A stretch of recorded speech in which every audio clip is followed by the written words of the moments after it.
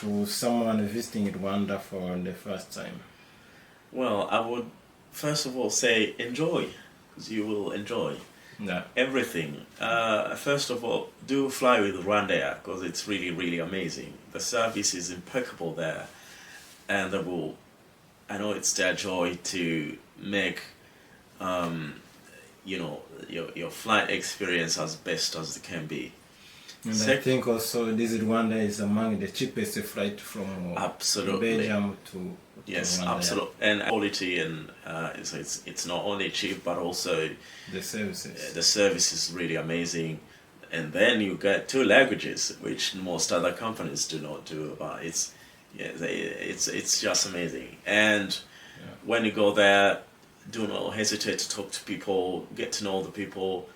Do enjoy and enjoy the food there. Bruschettas are really, really amazing. The people are the best ambassadors of their countries. They represent who we are. So I always think that I represent who my country, who I am, who we are as the Rwandan people. Hello and welcome back to Diaspora Empire TV, the channel where we explore inspiring journeys, cultural connections, and the voices living abroad. I'm your host Charles, and today we have a special guest who will take us through his journey from Rwanda to Belgium. This is going to be a powerful conversation. Don't miss out any part of it. Also consider subscribing. This will mean a lot to us. Good morning, Mr. Willy, and welcome to Diaspora Empire TV. Thank you so much, Charles. Thank you so much. Can you introduce yourself and tell us a bit about yourself? Yes. Thank you to all the viewers. My name is Willy Joseph Basengimana. I am a Christian, first of all. I am Rwandan. I am a father. I am a husband. I am a friend. I'm a son. There's a lot of things I can say. But I am currently a pioneer minister at St. Paul's Tervuren. So full-time in the ministry, Christian ministry. But a little bit of my background, I am normally a lawyer. I graduated in law school, both in Rwanda and here in Belgium, with a master's in law, international law, minor in tax law, but also a specialized master's in EU law. But it's not what I'm working on. It's not my professional line right now, because I have received the call from God, and I'm currently serving as a pioneer minister here at St. Paul's Anglican Church here in Tervuren, Belgium. Thank you very much. Okay, thank you very much for the good introduction. Can you tell us also a short introduction in Kinyarwanda and also pass some greetings in Kinyarwanda for those who can hear Kinyarwanda? Sure. Muraho neza, amazina yanjye ni Yosefu cyangwa se Willy Joseph Basengimana, ndi Umunyarwanda, mbere ya byose ndi Umukristo. Nkuko namaze kubivuga, nishimiye mwese kubabona, nishimiye kuganira namwe. Mu kazi nkora uyu munsi ndi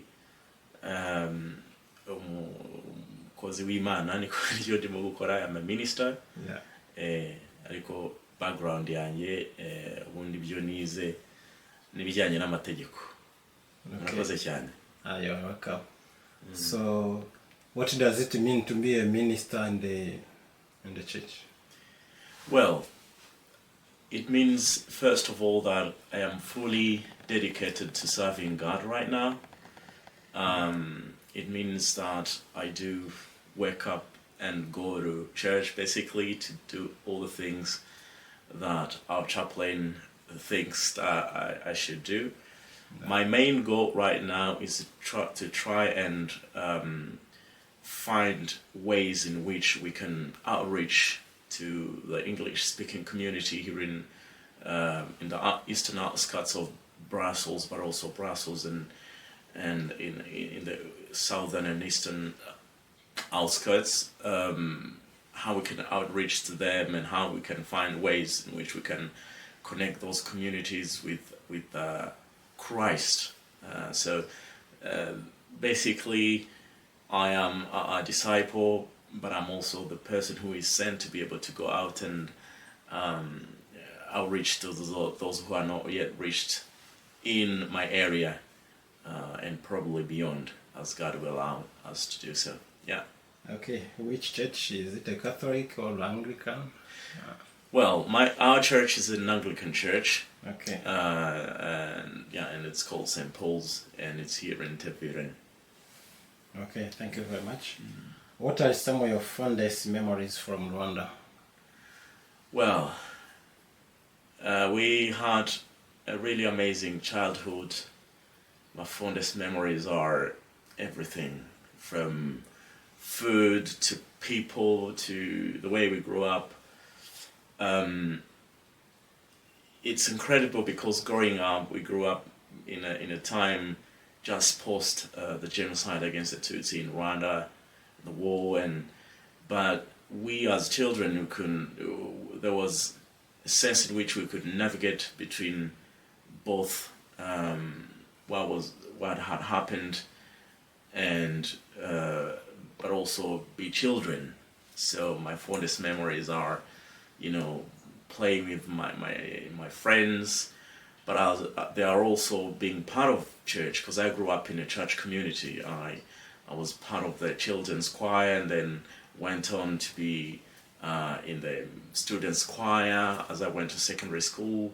So, and I spent most of my time really in church, and when I got to university, I was part of the GBU and part of Singiza Music Ministries, and memories are really a lot. So everything, the people, the warmth, the food, the smell, the colors, the sunshine in the morning, the sunsets in the evening, everything. I miss everything about Rwanda really every time. Yeah. Okay, it's amazing. Yeah. What role did the community and the family play in your upbringing? Huge. A huge role. Family was everything. Okay. And it still is everything. Family is everything. Is where you grow up, is where you are given basic education. Family is the protection. The name of your family means something very, very important in Rwanda. If you say, I am son of so, it means a lot. So family is a very, very big part. And community and family includes, which is really interesting as a connection between family and the community. Family includes your neighbors most of the time. And I have a story that I remember that, when we were growing up, we would be going to school and playing all sorts of things with other children. And I remember what my neighbor would one day stop and just whoop me because we're being silly boys and naughty. Okay. And so, whooping was also not in a bad context, but it was really to say that neighbor was part of our family. So disciplining us, taking care of us, doing all sorts of things. It was part of our own upbringing. So yeah, it played a huge role. I have memories ranging from parties, from weddings, from whenever there was something in family, we would all be there. Okay. As one family, yes. Okay. How do you describe the culture and the values you were raised with? The culture, Rwandan culture is very rich. Yeah. Very rich and very deep-rooted. Values are the community, the love of the community, the respect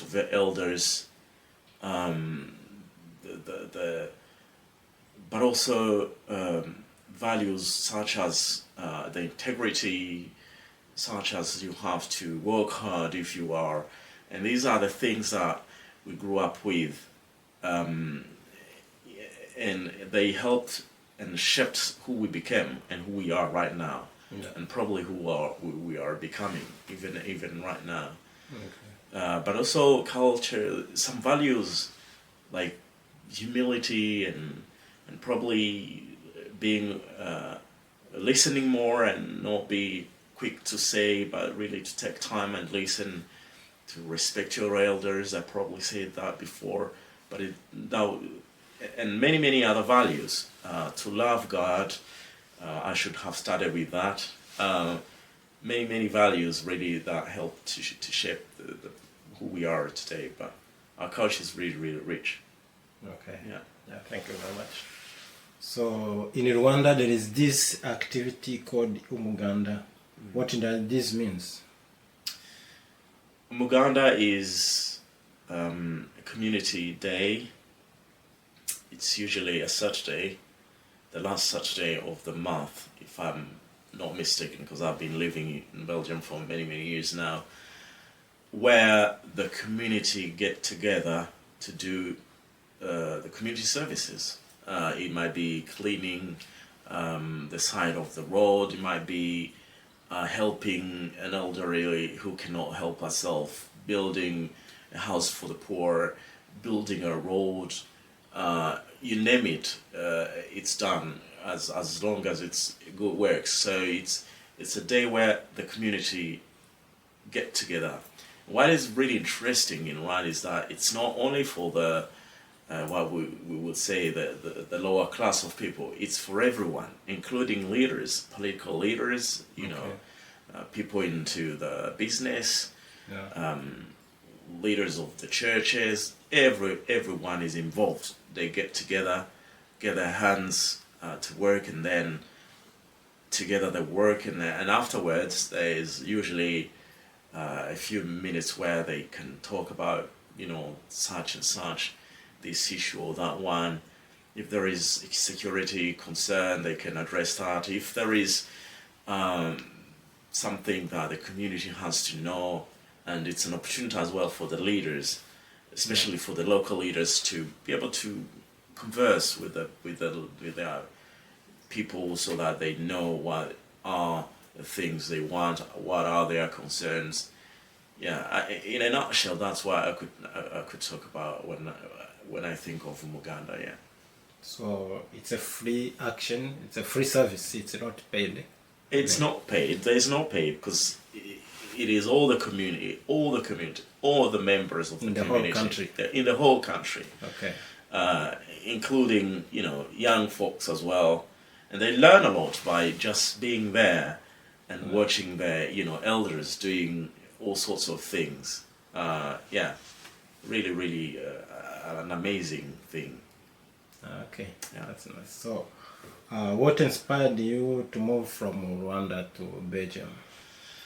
Well, initially I was not thinking about Belgium. I would say two things. First, around 2006, I got like a vision that I was going to go to Europe, maybe, you know, to bring the good news about Christ. But I had a vision about it.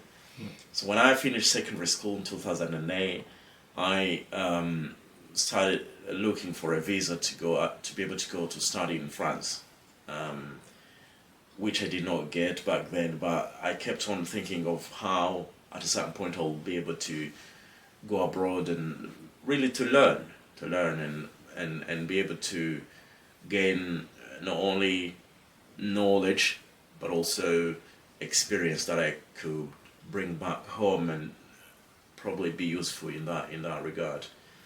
But deep down I knew also that there was the sense of mission in me, where I thought that God wanted to use me in Europe, in which country I did not know. It's funny because back in those days, many of my peers in our generation were thinking about going to the US. because there were a lot of opportunities there, especially academic.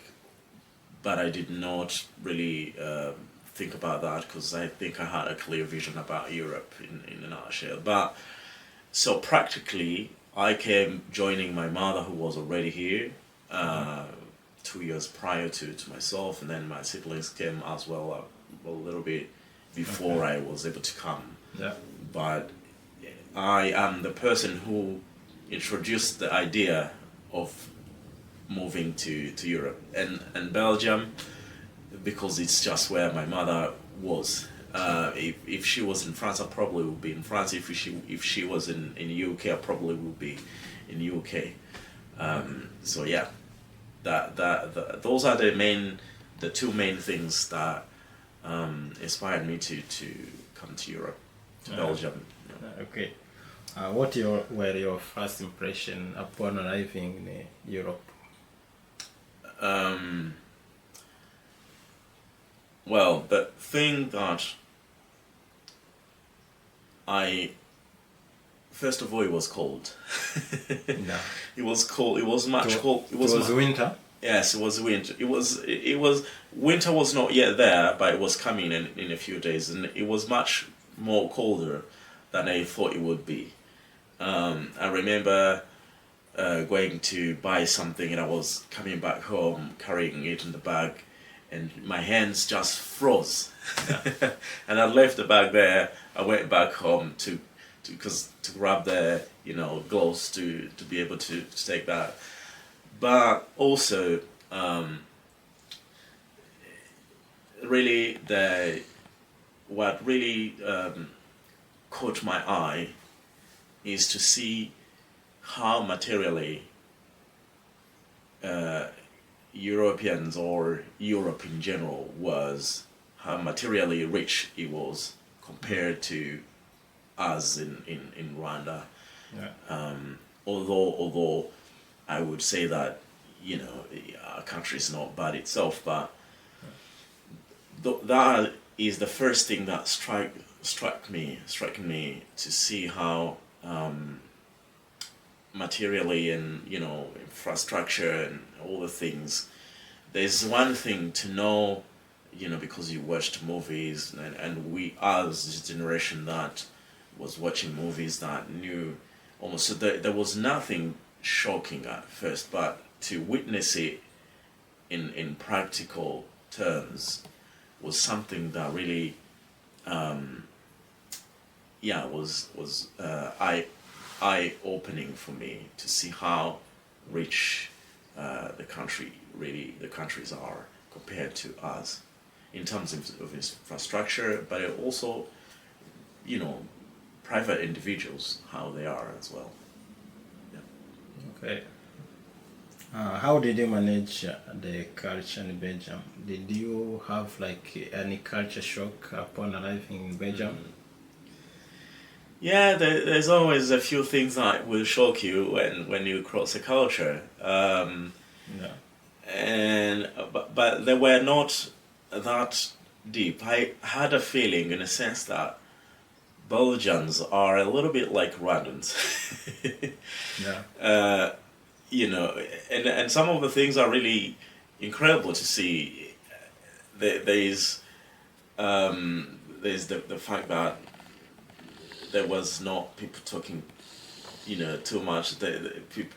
People are a little bit stoic, and I find it to be the same to Rwanda. So culturally, nothing was surprising me. Now, as I was saying as well, because we grew up, our generation was a generation that grew up, watching movies and social media was beginning to be something when I got here as well. So I was informed. So there were no much of shocks really culturally. However, I would say that there is a sense in which the community plays a big role in Rwanda, in Africa in general, whereas in Europe, in Belgium, but this is also cultural. It's not always the case. I had a feeling that family is more important, but the sense of community is less reduced.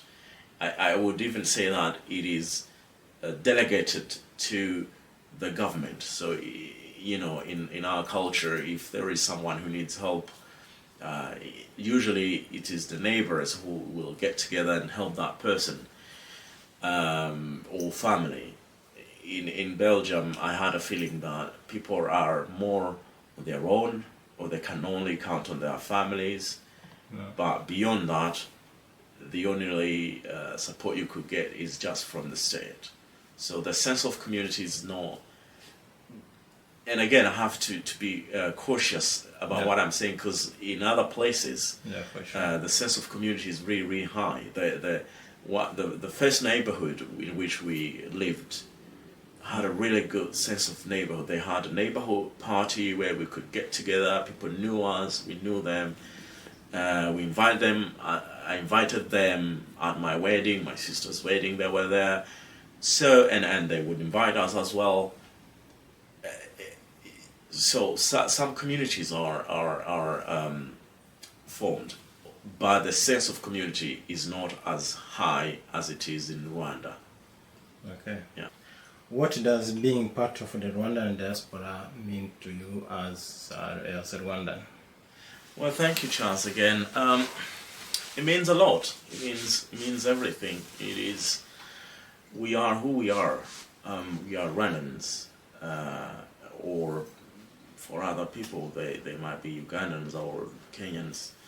So that is first. So to be able to represent who you are as a people in the outside world is really something that is important. Yeah. But also to know that you can count on your fellow countrymen, countrywomen in different and various activities is really something that is very important. So it means everything, and especially in a country like Belgium. Of course, we do have a big Rwandan community, but we are not necessarily as a big community as we would be if we were in Rwanda. So Sure. it is important, even just for the warmth of being with your fellow countrymen and fellow countrywomen, to share the projects, to be able to help. So it means a lot. It also means a lot because in some sense you know that you can participate to the development of people in your own country, in this case Rwanda, and probably the development of your country, you know, on a very small scale that we can manage. So yeah, it is a very, very important aspect of my life. We try to also go back to Rwanda whenever we can, so that even our children can, you know, benefit from the culture. But even from here, from all the activities that take place, be it on the diaspora level, or even to the family level, the community level, those things are very, very important, because they know that these for children, they say this is our culture, this is who we are. So it's a big part of who we are, really. Now, what kind of role you think a Rwandan diaspora can play in the development of the country? Huge. Yeah. Again, I cannot stress enough on the fact that the diaspora, I might be mistaken, but I know that the amount of money that is sent from diaspora to Africa is way bigger in a huge proportionate, in a huge, I think, difference. Yeah. Between is way bigger than the money that Africa receives in aid. Yeah, so the role can be range from helping to investing, to bringing the skills to the country, to train, and ultimately my wish and my is that I will be able at some point to, even if I continue to work and live in Belgium, but to be able to go back at some point in Rwanda and be able to just, share some of the things that I have learned here. So, you can range from helping, family and friends and supporting them, to investing, to, education, bringing the knowledge, bringing the experience. There's a huge role that diaspora should play and can play. The question is, do we do that? Most of the time I think that what is still missing is the intention to be intentional about stepping out there and doing something for the country. Yeah. This is a great message for every diaspora. Yeah. How do you stay connected to your roots? In many ways. Many ways. First of all, in family, being my very own, with my children, we try to, talk to them in Kinyarwanda. We have a Rwandan flag. We try to do the readings in Kinyarwanda, and especially the books in which I myself studied in primary school, which is really good. And we watch many of the things in Rwandan movies and Rwandan comedies, and people like Papa Sava are very important in our home. Okay. we can't afford to lose an episode of Papa Sava. Yeah, so, and also on the extended family level, we do get meet a lot of time, and we try to, teach our children, or to make them grow up with the values, the Rwandan values by which we grew up. And for my case, the most important and first of all is that Christian values, which we uphold and really think that are the best things that we can do, and then the Rwandan values, which do not contradict the Christian values. But also, in the community activities, we try to be involved, and probably to involve our children as well. We had the opportunity and to have an embassy here, which is no longer the case because of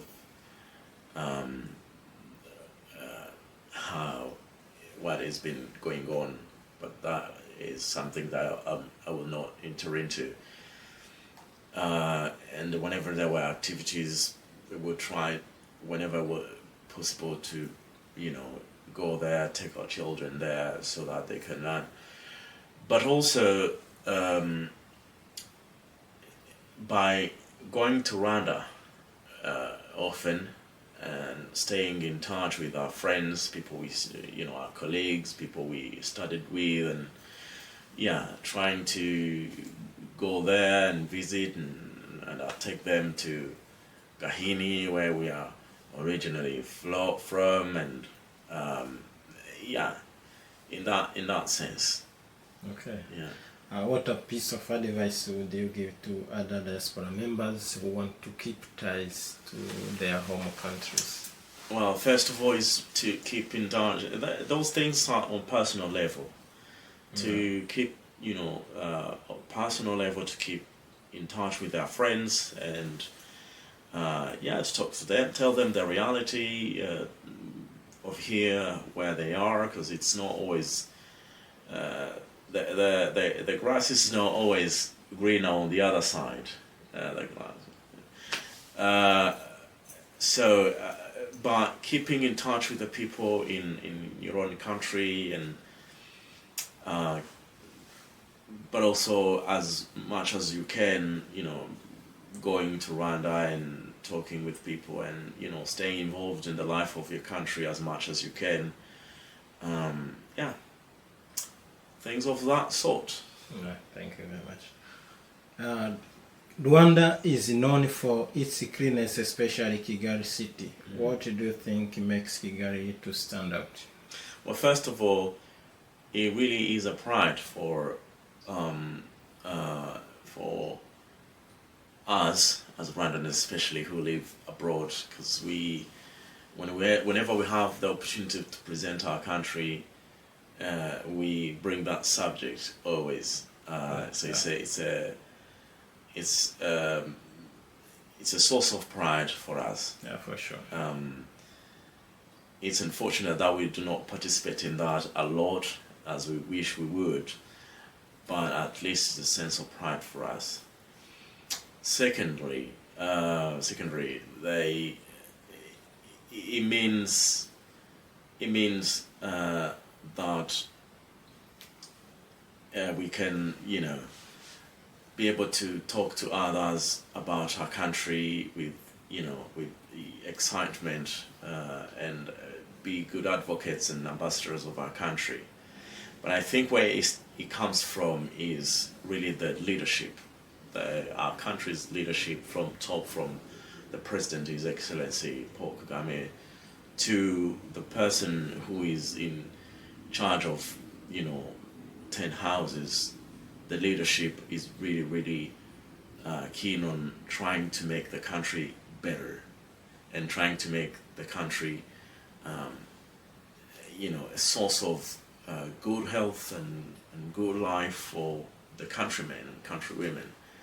So the leadership is really what is the driving force in not only making Kigali the greenest and the cleanest city in Africa, but also Rwanda as a whole, as a beautiful country that it is developed to the standards of, to international standards. We also, and I think there is at the core something that our president probably initiated to make the Rwandans also think that, and this is probably a message to all of us Africans, that we also deserve to have good things. It's not reserved to a certain, area or a certain region or certain people, but for all of us, we deserve to have good health, we deserve to have good life, to live in clean cities and green, and so we also deserve the good thing. We are valuable, we are all human beings, children of God, for those who believe in Christ Jesus. So we also deserve the good things. So that is the source of really the fact that Kigali is clean. But when you go to Rwanda, you realize that it's not only Kigali, it's all the country really that is clean, structured, and led well, and developing, thriving, and all. Transportation systems. Transportation system is amazing. Public transportation. Every person who goes there will definitely see that there is a good difference. What would you recommend to someone visiting Rwanda for the first time? Well, I would first say enjoy, because the country is really amazing. Yeah. Do fly with Rwanda if you can, because the service is impeccable, and I know they will be very, very happy to help you, and it's cheap as well. Not expensive at all compared to other carriers. Yeah. But also when you get there, if you have time, do talk to people, do get to know the people. If you get some time, visit a few things. Go to the national park, Kagera, or the Virunga to see the mountain gorillas. National Museum. Do visit the National Museum, the memorial, the genocide memorial. Yeah. you really will have a whole bunch of experience. The Nyungwe Forest Park, National Park as well. You will see lots of birds and lots of animals. So what I would say, do enjoy. The food is amazing as well. Do not hesitate to go out there and enjoy the country, because the people are really warm. They will be happy as well to welcome you. So do not stay just in the hotels or anything. Although they are also of the best quality, but also do get out, talk to people, enjoy your stay, because I know that if you go to Rwanda, you will not be disappointed for sure. Okay. Rwanda recently hosted the UCI World Championship. Yeah, what does it mean to you personally, and what do you think it means to the country in general? Yes, it was just amazing. First of all, when it started, I was leading the service, the church service that morning on Sunday, last Sunday, the week before, and I talked about it. I hope that a few people listened to me and were probably able to watch. But it meant the world. It meant the world to see, a championship that has been living for more than a century, going to Africa for the first time and going to Rwanda. It was really a moment of pride, and to see how everybody was praising the organization. And I take this opportunity to thank all the people who in the background did not only organize, but also, the policemen who were posted at every corner, the security people, even the people who came out in large numbers to support. I remember the reporter who was saying a few negative things, but that's normal when a huge tournament like that one takes place out of the so-called traditional places. Yeah. He was amazed by the number of the people who were there to watch this race. Okay. And how the organization impressed every person who attended. So it is really a good thing for Rwanda, for the country, and it meant everything. Yeah, to see that. And as I said, we are people as well as others. We are all children. We are children of God as well. So we deserve also to the best, but also we also have to make good efforts to make sure that every person that comes our way, we say these people have really understood their value as people, and they are thriving and they're doing everything to make sure that whatever they do is best as well, to the level of what they deserve. And I think the world cycling is definitely not the last world-class champion that will take part in Rwanda, because I know for sure that if we continue this organization and the leadership, how everything is planned and put together, definitely I know that many other championships or other sports events and meetings are continuing, because I know that Rwanda is the hub of meetings and conferences and meetings in Africa, but also as you can see that sports is also very, very they are gaining a lot in Rwanda. Yeah. Yeah. How would you compare the lifestyle in Belgium to Rwanda? Well, it's different, but on the other hand, it has similarities as well. Okay.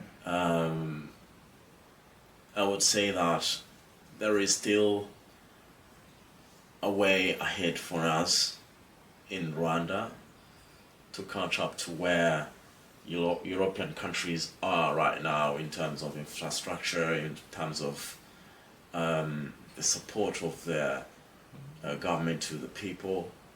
But I think we are not far from there, and I think that what the leadership in Rwanda has done mostly is to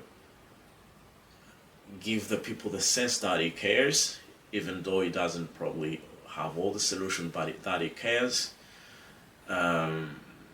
So I think the similarities, for instance, the universal healthcare coverage is both available here in Belgium as well as in Rwanda. Basic education. Basic education, Yeah. and a few other things. But again, Belgium being a developed country, there's a lot of things that I think we need to catch up to learn from. Yeah. I think it's important as well to know that in some fields there's things that we can learn from not only Belgium but also most of other developed countries, and these countries are not only in Europe. Singapore is a great example where we can learn how a country can go from Singapore, South Korea, or Japan, as well as Belgium, or the Netherlands, or UK. We can learn from everybody to improve our lives as well. What do you appreciate most about living in Belgium? The people, because you get to know the people, you get to and currently really the greatest thing for me is to be able to serve God in this environment here at St. Paul's, and to be able to do things that passionate me. I also did appreciate a lot of the opportunity for education that I got here. Of course, when I got here, I had to start my university studies again from scratch, which meant that I spent a good number of years just studying. But really, the quality of education is something that is really, really amazing, and I'm really thankful that I was able to benefit from it, that my children are able to benefit from it, my wife was able to benefit from that as well. And my siblings. So yeah, and also the fact that the country is also a country that takes good care of its citizens, and I think we sometimes underestimate the importance of a country receiving people who are not natives and integrate them in their lives, giving them their citizenships, and so yeah, it's there's a whole lot of things that I do enjoy about living in Belgium, but also most importantly to have a community, whether it's the Christian community that I'm part of right now, the family community, then the Rwandan community as well. Yeah.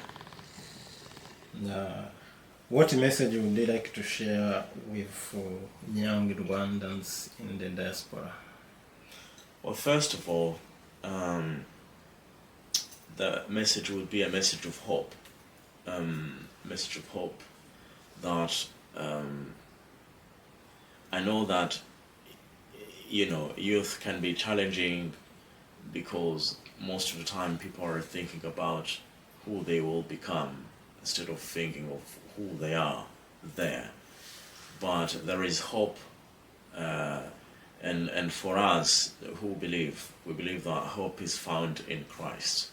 So that is the message of hope. First of all, do search God, and God will help you to navigate life and to not worry about what they will become. Of course, it's something that the youth can start thinking about already at an early stage, but not make it something that is bringing worry, but really to make sure that they do what they have to do there and then, to study, to work hard in school, to try to have the good values, the Christian values, if they are in a Christian family, and they recommend Christian values, to anyone, and they run values. Before we end our conversation, do you have a short message you can share? Well, the message is that that I would share again is the message of hope, that God loves us, that God loves us so much, that He gave His only begotten Son, Jesus Christ, so that whoever believes in Him do not perish, but have not only this life, but also an eternal life. So a message of hope that despite the times that we go through currently in the world, and that there is hope in those who trust in God, but also who do their part of the deal in life to work hard, to live by family values, to live by good values, and to try and be the best they can be. So the message I could give is really the message of hope. Okay, thank you very much for sharing your experience with us. We hope this conversation has inspired someone out there. Thank you very much, Charles, again for hosting me, and thank you to our viewers for listening to us. It's not that we have more things to say, but it's an opportunity and a blessing to be able to sit with Charles and talk and share a few thoughts here and there. So really, really amazing, and thank you very much, Charles. You're welcome. Yeah. For those who are watching, don't forget to like, comment and subscribe to Diaspora Empire TV. We have more amazing stories coming your way. Maybe the next story will be from your country. Tell us which country you are watching from. Have a story to share.